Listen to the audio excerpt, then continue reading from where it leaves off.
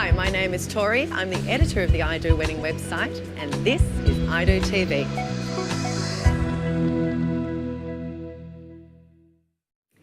I'm very excited to be talking today with the person who single-handedly reinvented the design and decoration of the wedding cake, turning what was a white cement brick into a magnificent monument of edible art. She has created cakes for celebrities and royalty alike, and her signature designs are imitated by wedding cake decorators around the world. I'm talking, of course, with Anthea Leonard from Sweet Art. Hi, Anthea, how are you? Hi. Now tell me, where did the tradition of the wedding cake come from? Hundreds of years ago, it was a stack of buns and the top one was broken over the bride's head. Okay, so what options do we have when it comes to the wedding cake? I know that there is a DIY option where a friend can decorate and make the cake herself or with her mum. You offer wedding cake decorating courses as well.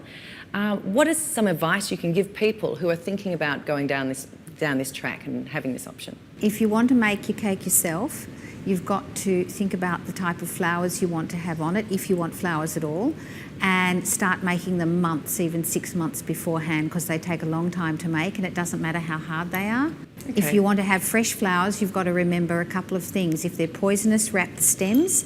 Do not spray the flower thinking that you're giving it life, because the water will melt the sugar in a paste icing. So you've got to dry every petal and then put it onto your cake. So if we're not going to go down that DIY option, what sort of prices can we expect to pay for wedding cakes these days? Anything from about $500 to $2,000. But don't forget that you also have an option of getting a cake in the package, in your venue package. It's not always the cake that you might want. Right. But that is another thing that's happening a lot lately. Okay. And tell me about some of the more expensive cakes. What sort of work goes into that? What do you get with those more expensive cakes? Lots of flowers, lots of lace piping. People aren't so often wanting cake toppers, little people standing on the top. But if they do, that can take $500 or $600 if they want very intricate work with their frocks. Yeah, I can see that the cakes that you brought in today don't have the cake toppers. So is that a trend that's sort of dying out and we're coming back to some more traditional cakes?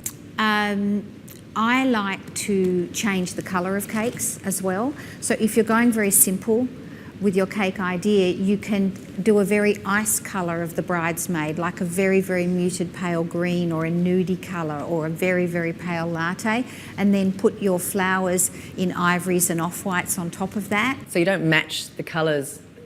You don't particularly want an ivory cake with an ivory dress, I think, because you're standing behind it so that it all blends in together. Yeah. So when a bride comes to see you, what sort of things should they have already thought about? Their colour scheme, the flowers that they're having, the flavour that they'd like. We do give them taste tests so they can come and taste a lot. They often change their mind. Right, so then the groom would probably come along to that too, That's seeing there's a true. taste test. In fact, these days the groom is having quite a say in the cake. I'm finding that with a lot of the wedding, the bride has her say, but the cake, the groom has his say. It's very interesting. Okay. Now, another thing that she needs to think about is how many people that she wants to serve. Right. Because if they have 60 people, really they only need one tier or two very small tiers. Often they look at cakes and see a 3 or 4 tier cake and they're having 50 people and they just don't need it. Are there some tricks that if you do want to have a 3 or 4 tier cake, can you, and you've only got 60 people, are there some tricks there that they could do? Well, 60 people and having a 4-tier cake, their budget gets blown out terribly. So you can put a fake layer if they want that. I try and encourage them not to do that, asking them if they have a family party the next day that they could use the tier in. But you can put a fake layer, or you can make them much more mini. So you might start the bottom with a 10-inch 8, 6, 4. It's gorgeous. I see. And looking at some of these cakes, where do you cut the cake? Often, obviously they can't cut the top if they want to keep that, though that's a tradition that's not encouraged these days. Put the knife in and cut, I say, just don't touch the bottom. And talking about the tradition of keeping the top tier, what do you need to think about if that's what you want to do and have it at your, a year or two down the track? If you want to keep the top tier, you really do need to have a tiered cake. If you want something like a wrapped cake or an odd-shaped cake, you can't put your knife in at the top. So you've got to stick your knife in the side of the cake and cut. Down. And then it's a terrible task for the actual chef at the venue to slice off the top tier that has to be kept and to seal it on a board so that the air can't get into it so that you can keep it.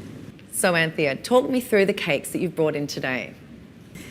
The oldest design that I brought in today is called the Tuscan Floral, and it's got draped fabric in icing, of course, with lots of flowers. Now that cake is from the mid-90s, and that was done for Vogue. It was on one of their front covers for their wedding issue. It's really beautiful. It's a beautiful cake, and believe it or not, lots of people are coming back to that because it's just so simple.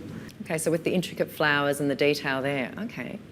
Brides are going lots of flowers, not so much lace, or very, very simple these days. And you'll see a lot of designers are just doing one big flower or a couple of big flowers. It seems to be minimalist. Okay, and what about the beautiful one I love, which is the silhouette, the black and white one? That's the latest design that we've just done. It's gorgeous, isn't it? Now you'll notice there's not even a flower on that cake and it still works. Oh, it's really nice. Oh, it's really nice. Another cake I've brought in is a Mad Hatter, and that's a very wonky shape that's been around quite a long time. I called it the Mad Hatter because originally I did it with diamond sides. So that pattern came from that. I also brought you in a Springtime. Now a Springtime was always a very tall cake, so you had 3 tiers in the bottom and 2 tiers in the top, ringed with flowers and topped with flowers. Originally it had stems piped up the side. It then evolved into what everyone knows as the Indian summer with simpler lace piping. And then now, the modern version of the Springtime, no piping at all. Well, thanks Anthea for coming in today and sharing with us those beautiful cakes. To find all the information you need about planning wedding cakes, visit the I Do Wedding website and follow the address at the bottom of the screen. And until next time, happy planning.